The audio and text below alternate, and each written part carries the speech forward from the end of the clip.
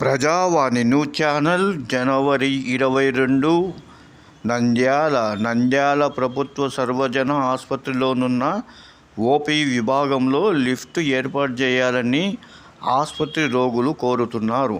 ప్రస్తుతం ఓపీ బ్లాకులో అప్స్టైర్లో కంటి, పంటి, చెవి, ముక్కు, గొంతు శస్త్రచికిత్స, న్యూరో సర్జన్ ఓపీ విభాగాలు ఉన్నాయి.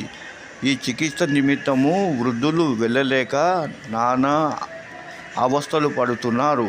స్థానిక అధికారులు స్పందించి ప్రస్తుతం ఉన్న కింది ఓపీలో లిఫ్ట్ ఏర్పాటు చేస్తే సకాలంలో చికిత్స నిమిత్తము వెళ్ళగలరని స్థానిక రోగులు సంబంధించిన అధికారులకు తెలియజేస్తున్నారు.